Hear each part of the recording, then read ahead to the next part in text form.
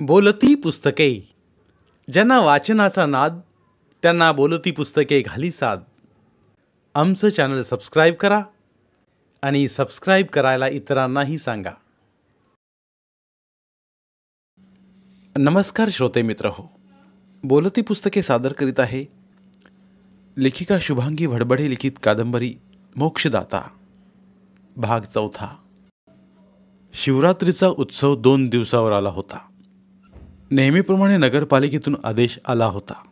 शिवरात्रीचा उत्सव होऊ द्या म्हणून. आदेश आला नसता तरी दयारामने शिवरात्रीला स्मशान सजवलंच असतं. बाबा, तू पताका लाव शेडच्या बाहेर. मी जंगलातून रंगीबेरंगी फुलं पानं आणतो. तू म्हणालास ना अनायासे पालकमंत्री गावात आहेत तर त्यांनाही बोलावून घेऊ, त्यांच्या हातून पूजा करूया. तुझी कल्पना चांगली आहे. मी नगरपालिकेतल्या पाटलांना सांगतो.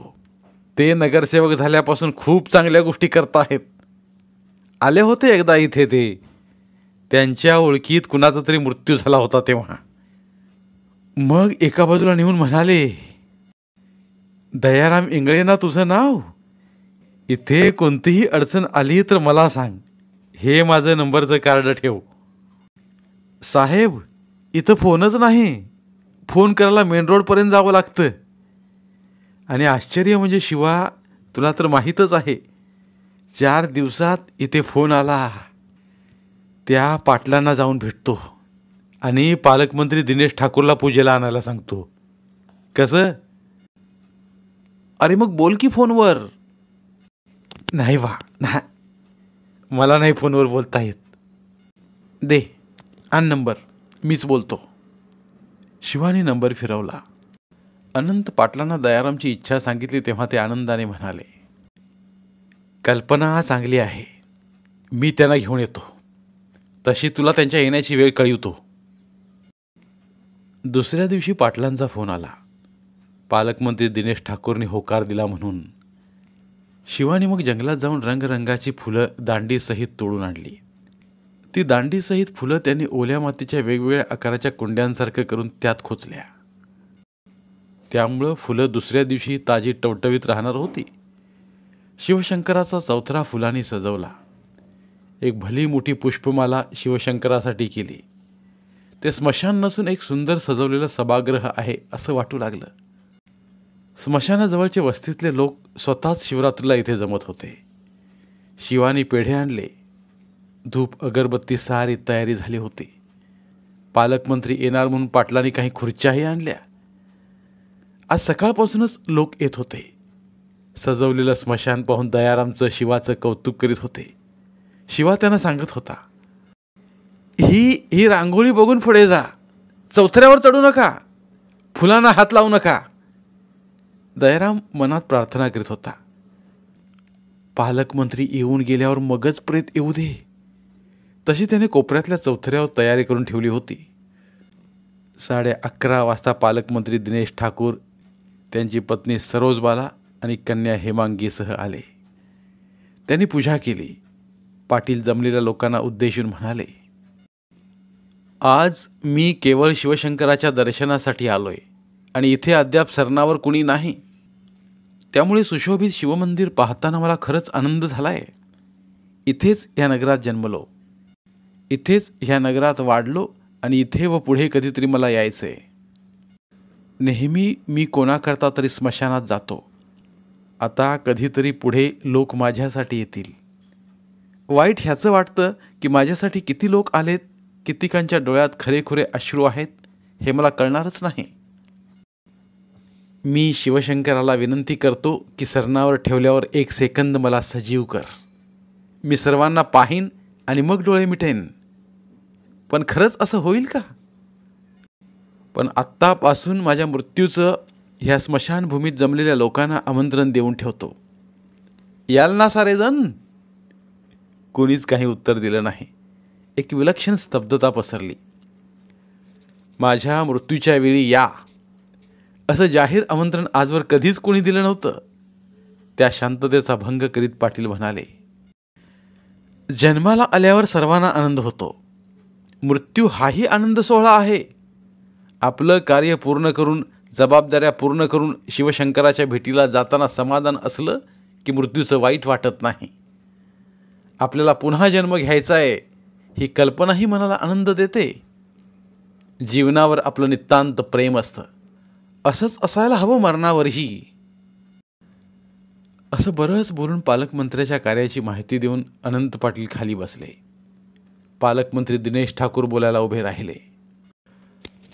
मित्रांनो, स्मशान पाहायचे अनेक प्रसंग आले, परंतु शिवशंकराची पूजा करायला स्मशानात येण्याचा हा पहिलाच प्रसंग.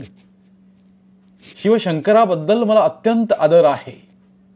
खरं तर शिवशंकर माझे आदर्श आहेत, ज्याने विष प्राशन करून समाजाला अमृत दिलं, ज्याने अखंड साधना करून अनेक प्रकारची संशोधनं करून मिळवलेली सिद्धी समाजाला दान दिली.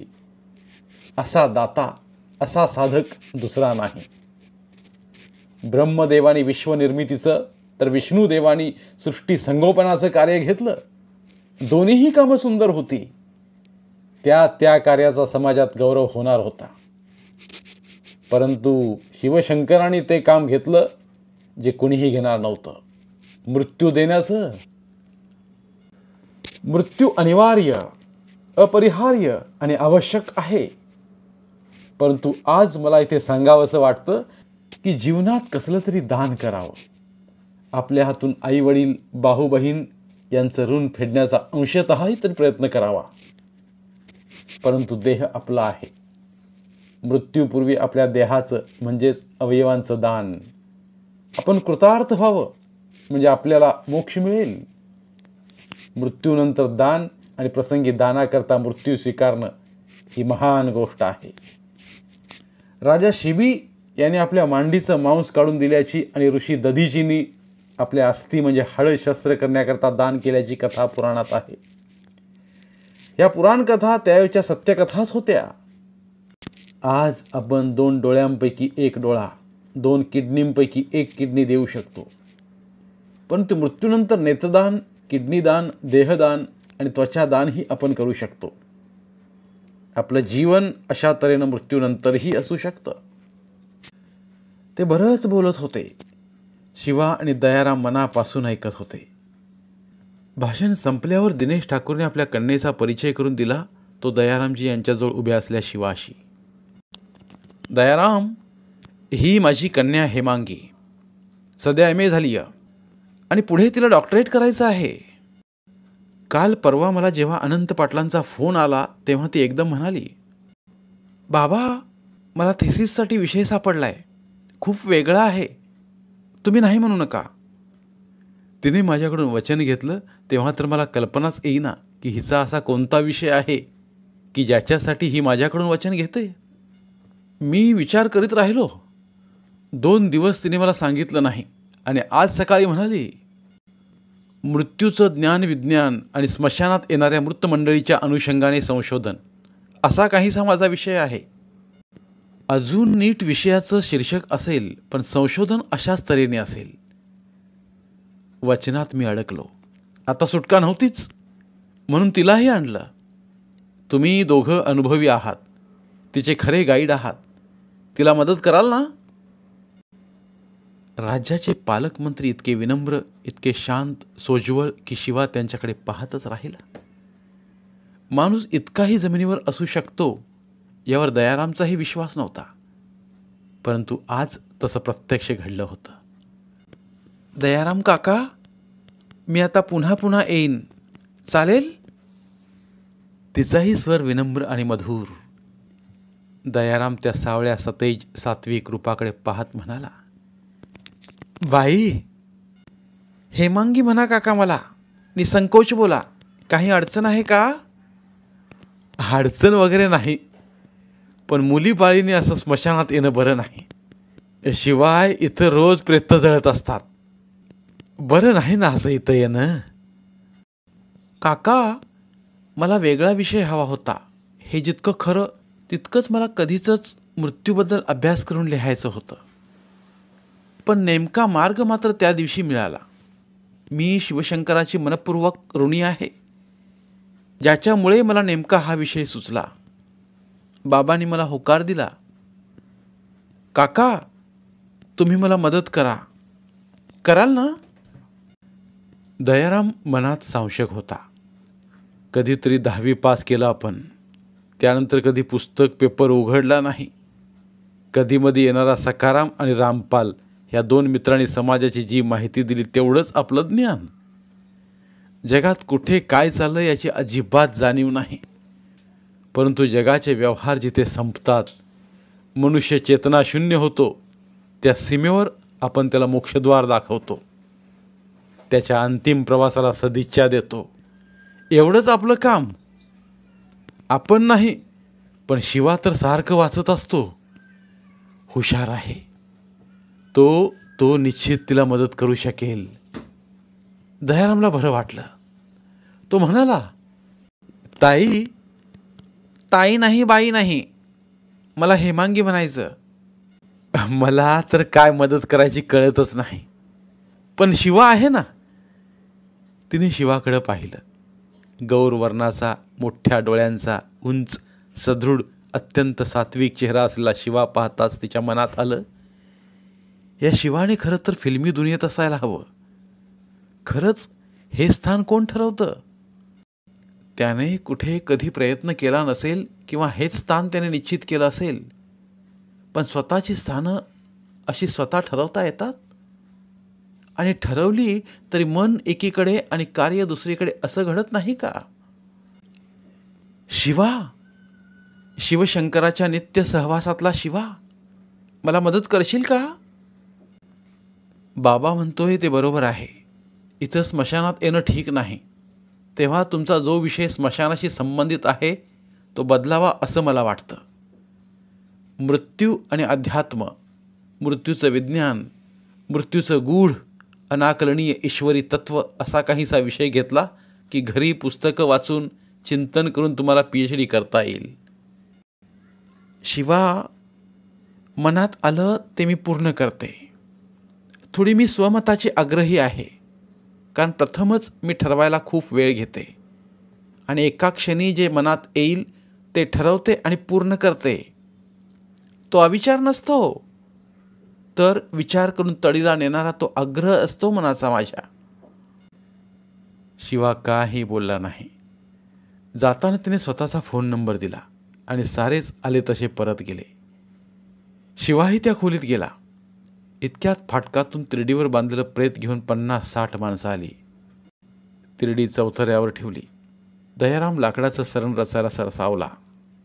तितक्यात त्यातला एक गृहस्थ येऊन म्हणाला, पर्यावरणाच्या दृष्टीने आम्ही येतानाच 2000 गोवरे आणले आहेत, त्या रचून पहा.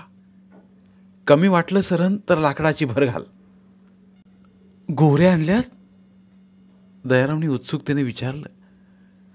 हो, 4 दिवसांपूर्वी नागपूरला गेलो होतो. तिथं माझं भाषण होतं. मीच सांगितलं, जंगल तुटल्याने पाऊस कमी म्हणून अन्नधान्य कमी आणि अन्नधान्य कमी म्हणून माणूस उपाशी. ही साखळी आता तुटली पाहिजे. जंगलं वाढवा, छाटू नका. आणि एक प्रेत जाळण्यासाठी आपण कितीतरी वृक्ष तोडतो, ते थांबले तर जगच वाचेल. दुसऱ्या बाजूने गोमाता रक्षण होईल. भाकड गायींना आपण मोकाट सोडून देतो, त्या कत्तलखान्यात जातात. त्या गायी म्हशींच्या शेणाच्या गोऱ्या केल्या तर गोमाता वाचेल आणि इंधन मिळेल. भाषण देण्याच्या आविर्भावात ते गृहस्थ बोलत होते. दयारामला नवी माहिती मिळाली होती. पण दुसरे गृहस्थ म्हणाले, श्यामराव, प्रसंग कोणता? आणि तुम्ही तर सॉरी, जिथे जातो तिथे पर्यावरणावरच बोलतो ना. सॉरी. 50-60 माणसांपैकी कुणीही रडत नव्हतं. तिरडीवर असलेली मध्यम वयाची स्त्री कुणाची तरी पत्नी, आई, लेक असेलच ना. पण सारे श्रीराम जयराम जय जय रामचा घोष करत होते. कुणाच्या डोळ्यात पाण्याचा थेंब नव्हता. असं कसं? दयारामला प्रश्न पडला. पण विचारणं त्याचा स्वभाव नव्हता. त्यानं गोऱ्या रचल्या. त्या खचू नयेत म्हणून बाजूनी लाकडं जमवली. दयारामला ही कल्पना मनापासून आवडली. शिवा इथं असायला हवा होता. त्यालाही ते पटलंच असतं. जंगलावर फार प्रेम त्याचं. मनात आलं की तासन तास जंगलात भटकतो. पूर्वीचा ऋषी असावा असं खूपदा वाटतं. एकदा दयारामने त्याला हाच प्रश्न विचारला होता. खरंच का रे पुनर्जन्म असतो? आता मला काय माहीत. मी मेलोच नाही तर माझा जन्म कसा होईल? आणि मी जन्माला आल्यावर मला कळणारही नाही मी कधी मेलो नाही. कोणत्या रूपात होतो मी, कुणाच्या घरी होतो, कुठे होतो, काही आठवणार नाही मला. आता तरी कुठे आठवतंय मागचा जन्म कोणता होता ते? तुला आठवतं? नाही. म्हणजे पुनर्जन्म नाही? बाबा, पुनर्जन्म आहे. रोप असलेलं झाड होतं. झाडाचा मोठा वृक्ष होतो. काही वर्षाने तो वृक्ष कोसळतो. मग असे एक एक वृक्ष कोसळले तर जंगल संपतं का? नाही ना. पुन्हा पुन्हा झाडं उगवतच असतात. म्हणजे सृष्टीत असा हा क्रम जन्माचा आणि मृत्यूचा चालूच असतो. मग मला का वाटतं तू ऋषिकुळातला एक ऋषिकुमार असावास म्हणून? कारण एकतर ऋषिकुळातले ऋषी कसे असतील, त्यांचा स्वभाव दिसणं कसं असेल ह्याचे काही अंदाज तू मनात धरले आहेस. त्यामुळं माझ्यात एकतरी साम्य दिसलं की तू तसं म्हणतोस, मानतोस. कारण पूर्वीपासून आजपर्यंत माणसांचे स्वभाव वृत्ती कुठेच बदलल्या नाहीत. शिवा, तू बोलतोस ते मला आवडतं, पण काहीच समजतं. मी वेगळं काहीच बोलत नाही, अगदी साधंच बोलतो. शिवाही आपल्या खोलीतून त्या माणसापर्यंत आला होता. सारी माणसं मनापासून श्रीराम जयराम जय जय राम म्हणत होती. कुणाच्याही डोळ्यात अश्रू नव्हते. शिवालाही आश्चर्य वाटलं आणि राहावलं गेलं नाही. म्हणून सारी व्यवस्था पाहणाऱ्या व्यक्तीला त्यानं विचारलं, ह्या बाई कीर्तनकार वगैरे होत्या का? नाही, साधी घरात राहणारी स्त्री होती. माझी पत्नी आहे ती. आलं लक्षात? तुम्हाला वाटत असेल की आम्ही कोणी दुःखी कसं नाही, परंतु माझ्या पत्नीची इच्छा होती माझ्या मृत्यूच्या वेळी श्रीरामाचा जय जयकार करा आणि कुणीही रडू नका. दुःख हे सहवासाचं असतं, ते होणारच, परंतु ते डोळ्यातून बाहेर पडू देऊ नका. काळानंतर दुःख कमी होईल. आता संयम ठेवा. दयाराम ऐकत होता. शिवाही स्तब्ध झाला होता. तुम्हाला सांगतो, एखाद्या तपस्विनीसारखी तिची दिनचर्या होती. पहाटे उठून सारी कामं करायची. 2 मुलं आहेत मला, समंजस आहेत. समंजस होतीच. ती अधिक समंजस झाली तिला कॅन्सर झाल्यापासून. तिला आपला अटळ मृत्यू कळला होता. त्यामुळे प्रत्येक वेदना सहन करण्याचा आणि जितकं होईल ते करण्याचा तिचा आग्रह होता. नको नको म्हणतानाही सारं ती करत होती. खूप साध्वी, समंजस, सुगृहिणी पत्नी आणि आई होती ती म्हणायची वेळ माझ्यावर आली. आणि इतका वेळ संयमाने आवरून ठेवलेले अश्रू त्यांना अनावर झाले आणि त्यांचं असं भावविवश रूप बघून श्रीराम जयराम म्हणणारे सारे स्तब्ध झाले आणि प्रत्येकाच्या डोळ्यात पाणी तरळलं. मृत व्यक्तीचं नाव कविता होतं. 2 वर्षांपासून तिला कॅन्सर होता. सर्व थेरपींना सामोरं जातानाही ती हसत होती. कॉलनीतली ती सर्वांना प्रिय व्यक्ती होती. वेगवेगळ्या सणावारी ती कॉलनीतल्या स्त्रियांना जेवायला बोलवायची. अथर्व शीर्ष मंडळ, भगिनी मंडळ अशा उपक्रमात तिचा सहभाग होता. खरं तर ती एक सर्वसाधारण असलेली गृहिणी होती. कॅन्सर झाल्यावर लोक रोज भेटायला यायचे. ती हसून म्हणायची, अरे या, तुम्ही आल्याने केवढं बरं वाटलं म्हणून सांगू. तब्येत अधिकाधिक बिघडत होती. वेदना अधिकाधिक होत होत्या. तिने मुलांना म्हटलं, माझी जबाबदारी तुम्हाला मोठं करून मार्गी लावण्याची होती. मला इच्छाही होती, पण देवाचंच असं बोलावणं आल्यावर दुःख काय करायचं. जावं तर लागणारच. पण आई गेली असं समजू नका. मी अगदी तुमच्या बरोबरीने चालणार आहे. प्रत्येक क्षणी मी तुमच्या बरोबर आहे, तेव्हा प्रत्यक्ष मी नाही अशी दुःखी भावना ठेवू नका. तिने पतीला समजावत म्हटलं, मला पूर्ण जाणीव आहे. अर्ध्यावरच मी संसार सोडून जाते आहे. अर्थात मी माझ्या मनाने जात नाही, परंतु आग्रहच केला कुणी तर एरवी आपल्याला नाही म्हणणं शक्य असतं का? आपण भिडस्त असतो, आग्रहाला नाही म्हणत नाही. इथे तर प्रत्यक्ष देवाचाच आग्रह आहे. नाही म्हणून काही उपयोग आहे का? आणि मी रडून काही होणार आहे का? हिम्मत मरण्यात नाही, जगण्यात असते. जीवन सुंदर आहे, प्रेमाने भरलेलं आहे. मुलं गुणी आणि समंजस आहेत. त्यांची आभाळ तुम्ही होऊ देणारच नाही. उद्या त्यांचे संसार फुलतील, तुम्ही एकटे पडाल. अशा वेळी मी मृत्यूपत्रात काही इच्छा लिहून ठेवल्याप्रमाणे मुलांची लग्न झाली की तुम्ही दुसरा विवाह करावा. आग्रह नाही, इच्छा आहे. पूर्ण करावी हे बंधन नाही, परंतु वृद्धत्वी एकटेपणा वाटू नये म्हणून सुचवलंय मी. मुलांना कदाचित त्यावेळी राग येऊ शकतो. म्हातारचळ लागलाय असंही ते म्हणू शकतात.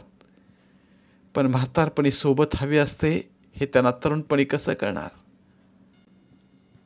रागवू नका, दुःखही करू नका. देवाच्या इच्छेला मान देताना मी रडणार नाही, तुम्हीही रडू नका. आत्तापर्यंतचं आयुष्य सोन्यासारखं गेलं. खरं ना? खरं ना? आणि कॉलनीतल्या सर्वांना तिने नमस्कार करत म्हटलं, आपली कॉलनी आपला परिवार आहे. ह्या 2 वर्षात तुम्ही सर्वांनी माझ्या घरी एक एक करत डबा पाठवला. कुठलीही उणीव भासू दिली नाहीत. देवानेच तुमच्यासारखी माणसं माझ्या आजूबाजूला दिली. आता एकच इच्छा, माझी तब्येत जेव्हा शेवटच्या घडीला येईल तेव्हा सर्वांनी श्रीरामाचा गजर करत मला निरोप द्यावा. त्या गृहस्थांनी सारं सांगितलं. दयारामच्या मनात आलं, खरंच हिच्या आयुष्याचं सोनं झालं. सारा परिवार स्वतःशी जोडून गेली. दयारामचे डोळे भरून आले. तिला सरणावर ठेवताना, तिला मुखाग्नी देताना केवळ होता श्रीरामाचा गजर. खरंच त्या स्त्रीला मोक्ष मिळाला असेल, दयारामच्या मनात आलं. दुपारनंतर रिकामपण मिळताच दोघं डबा घेऊन जेवायला बसले. शिवा, स्वर्ग असेल का रे? आणि स्वर्गात देव असतील का? ह्या पुण्यवान स्त्रीला देव स्वर्गात जागा देतील का? शिवा विचारात होता. भाजी पोळी ताटलीत काढत होता. शिवा, खरंच स्वर्गातच गेली असेल ना रे ती? शिवा भानावर आला. तोही खरं तर तिच्याच बद्दल विचार करीत होता. किती संयमी, गुणी आणि प्रत्यक्ष मृत्यूचं स्वागत करणारी, सर्वांना हवी वाटताना निरोप घेणारी ती स्त्री खरं तर भाग्यवानच. दयारामने हातात पोळीचा तुकडा घेतला आणि परत त्याने विचारलं, देव असेल का रे शिवा? तुला काय वाटतं बाबा? ह्या प्रतिमा पाहतो ना मंदिरात, याकडं पाहताना त्याला काही मागताना आनंद होतो.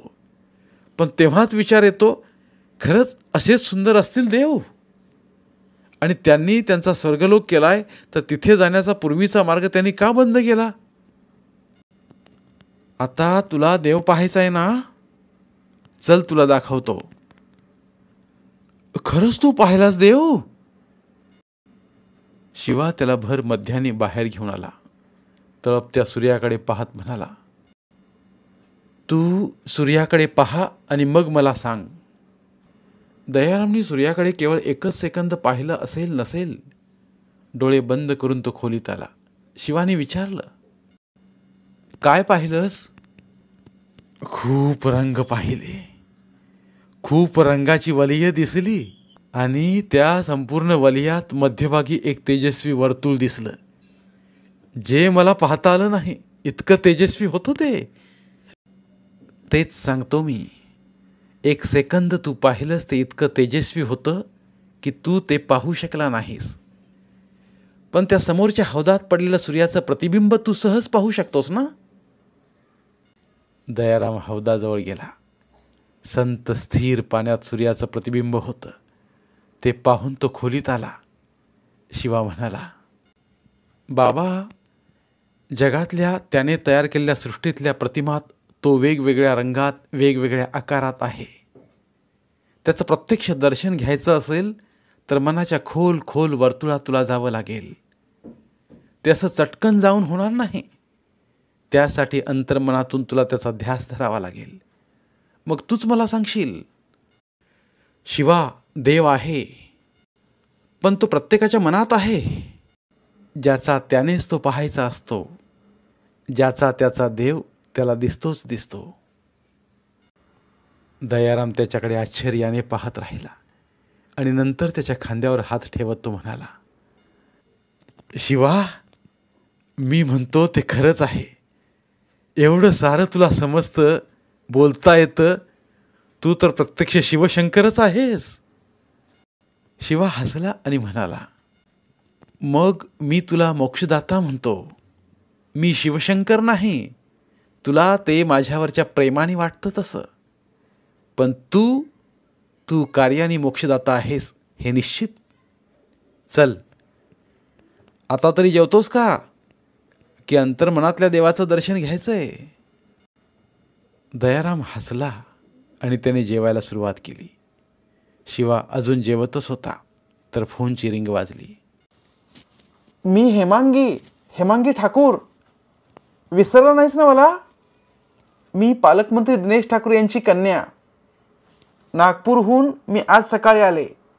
गावात आमचा बंगला आहे ना, तिथे आले. बरं मग? शिवाच बोलतो आहेस ना? मी थोड्या वेळाने तिथे येते. नको नको, इथे 4 प्रेतं जळत आहेत.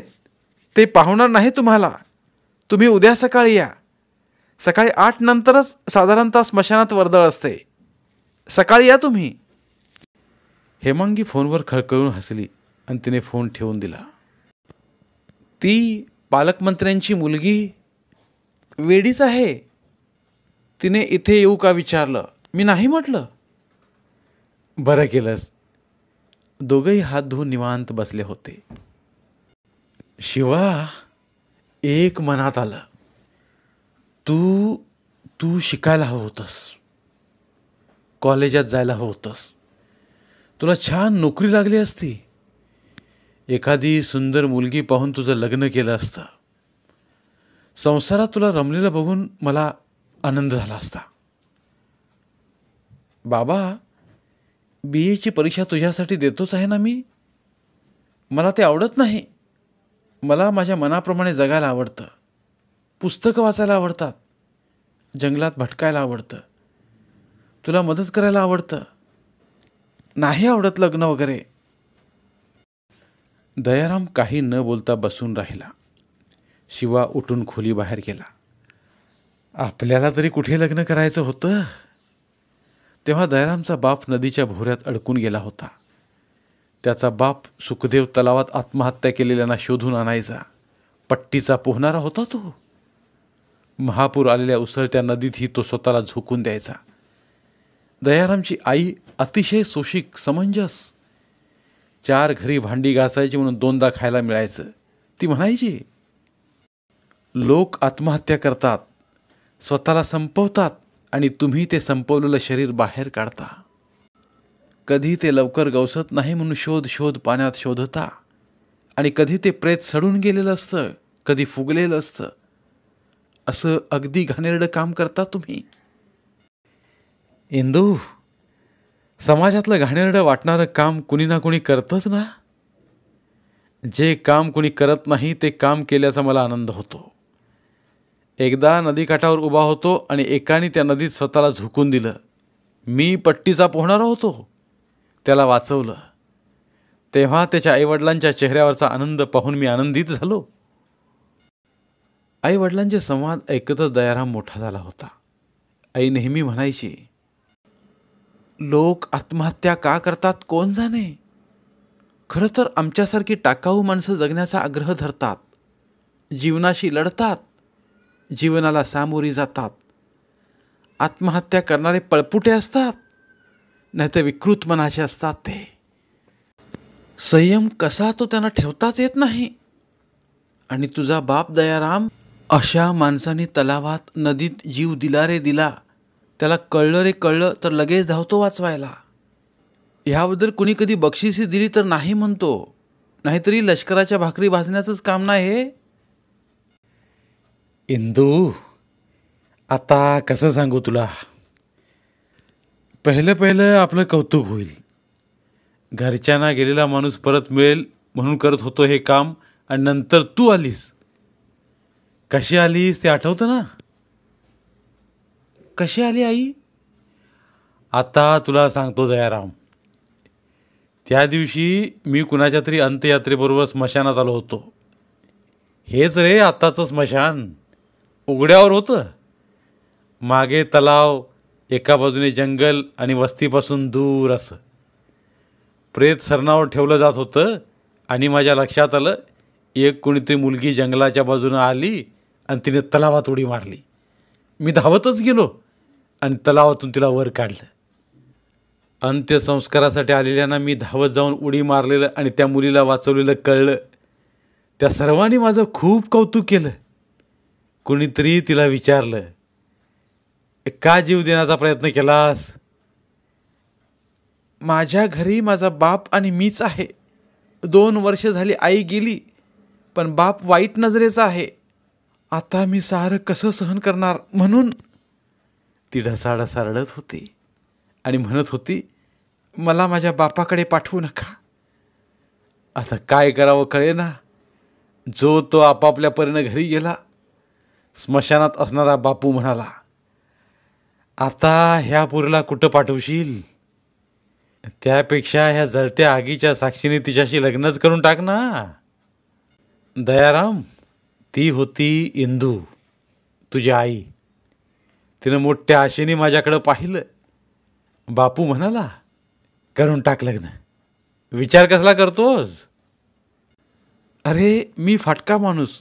माझ्याजवळ शिक्षण नाही, नोकरी नाही, घरदार नाही. कसा लग्न करू? शिवाय माझं काम मी निवडलं ते तरी चांगलं कुठं आहे? मला चालेल. मी लोकांकडे काम करीन. मला हक्काचं घर पाहिजे. मग मलाही तिची दया आली. बापूच्या झोपडीत त्याची आई होती, बायको होती. त्यात आम्ही दोघं राहायला लागलो. बापूच्या बायकोनीच हिला काळी पोत आणली, हिरवा चुडा आणला, साडी आणली आणि संसार सुरू झाला हिचा. लग्न तर त्या सरणाला दिलेल्या अग्नीसमोरच झालं होतं. दयारामला सारं आठवलं. बापू नंतर दयारामलाच नोकरी मिळाली होती. त्याची आई आणि बायको होती. आजवर कितीतरी प्रेतांसाठी सरण रचलं होतं त्यांनी. शांताला पटलं नाही तरी तो हे काम प्रामाणिकपणे करत राहिला. आता शिवा सुंदर आहे, शिकला आहे. त्याला चांगली मुलगी मिळू शकते. पालकमंत्री दिनेश ठाकूरांची हेमांगी आपल्या सोनपावलांनी ह्या स्मशानात येणार आहे. दोघांचं छान जुळून येऊ दे. दयाराम मनात प्रार्थना करत होता आणि हेमांगी ठाकूरची गाडी स्मशानाच्या फाटकातून आत येत होती. धन्यवाद. उर्वरित कादंबरी पुढील भागात. मराठीतील प्रतिभावंत लेखकांचं साहित्य, कथा, कादंबऱ्या ऐकण्यासाठी आमचं बोलती पुस्तके हे चॅनल सबस्क्राईब करा. आणि मराठी साहित्याचा प्रसार करण्यासाठी प्रत्येक मराठी माणसाला सबस्क्राईब करण्यासाठी आवाहन करा. आणि बोलती पुस्तके या साहित्य चळवळीत सहभागी व्हा. आपले पुन्हा एकदा धन्यवाद.